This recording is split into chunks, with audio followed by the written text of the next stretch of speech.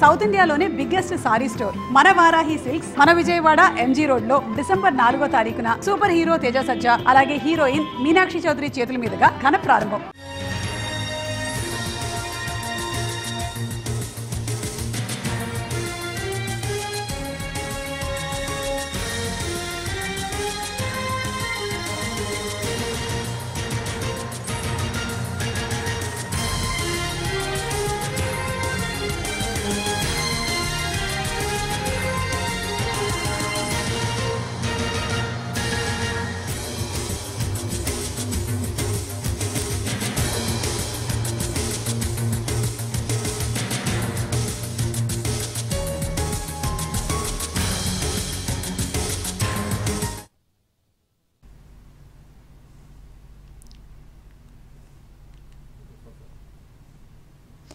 అన్ని ప్రాంతాలు పచ్చగా ఉండాలని కోరుకునే వాళ్ళం తప్ప దిష్టి పెట్టే వాళ్ళం కాదన్నారు పీసీసీ చీఫ్ మహేష్ గౌడ్.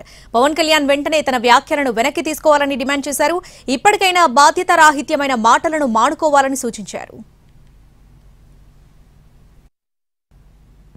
ఇవాళ ఆంధ్రప్రదేశ్ డిప్యూటీ ముఖ్యమంత్రి అనే విషయం మర్చిపోయినట్టున్నారు. ఇంకా సినిమా యాక్టర్ లాగా ఆ రకమైన మాట్లాడు సబబు కాదు, వెనక్కి తీసుకోవాలి మాటలు.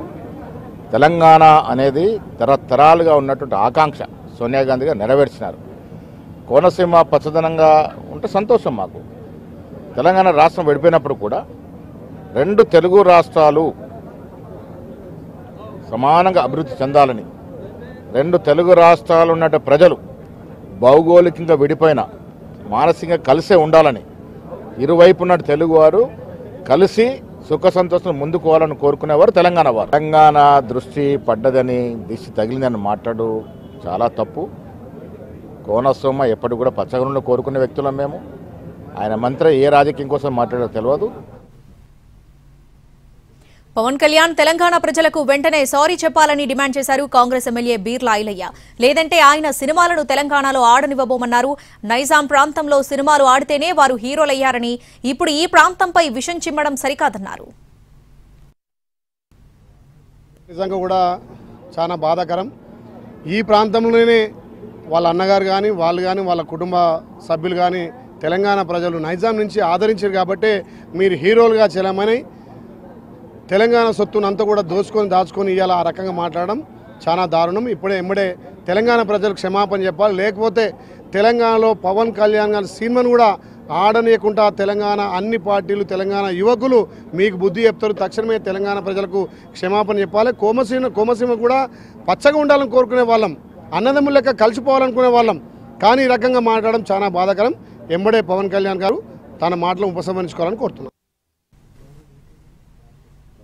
తన మంత్రి పదవి పోతుందనే ప్రచారాన్ని కొట్టిపారేశారు మంత్రి పొన్నం ప్రభాకర్. పనిచేసే వారిపై దుష్ప్రచారం చేయడం సహజమేనని అన్నారాయన. తాను కాంగ్రెస్ బిడ్డనని, హుస్నాబాద్ ప్రజల ఆకాంక్షలను నెరవేర్చేందుకు పనిచేసుకుంటూ పోతానన్నారు.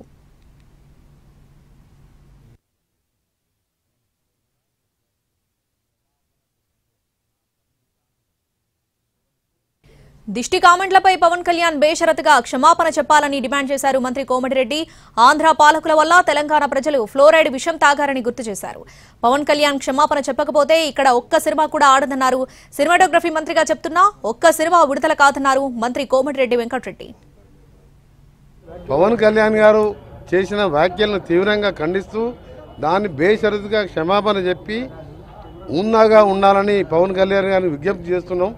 మీరు మంచి ఉద్దేశంతో రాజకీయాలకు వచ్చిండొచ్చు, కానీ ఈ విధంగా మాట్లాడి దాదాపు 13 సంవత్సరాలు అయిపోయింది. తెలంగాణ 13 సంవత్సరంలో పడుతున్నది.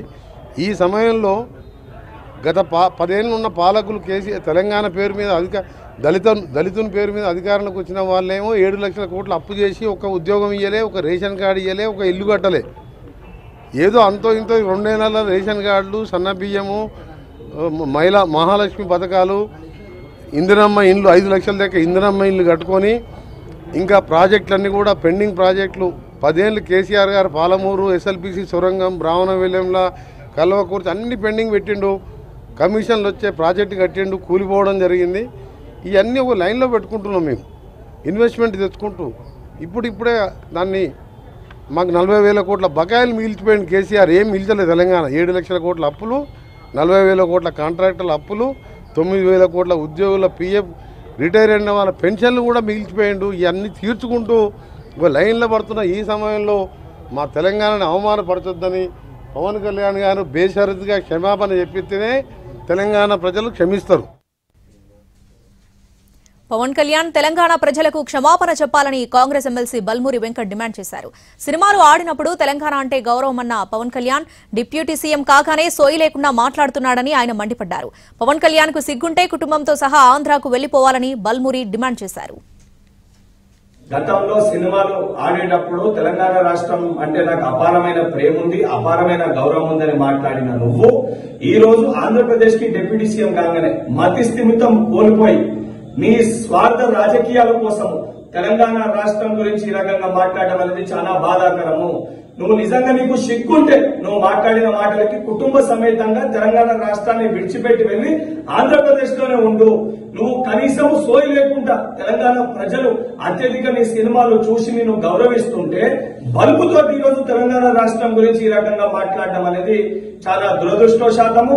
నువ్వు ఇదే రకంగా నీ వైఖరికి నువ్వు తెలంగాణ ప్రజలకి తెలంగాణ రాష్ట్రంలో ఉన్న ప్రతి ఒక్కరికి క్షమాపణ చెప్పకపోతే తెలంగాణ రాష్ట్రంలో నీ సినిమాలు ఆడనివ్వము. నువ్వు రేపు పొద్దున తెలంగాణ రాష్ట్రంలో తిరుగుతే నిన్ను పరిగెత్తించి తెలంగాణ రాష్ట్రంకి వెళ్లి కూడా తెలంగాణ యువత తెలంగాణ ప్రజలు తరిమి కొట్టే పరిస్థితి ఏర్పడుతుందని చెప్పి పవన్ కళ్యాణ్ హెచ్చరించారు.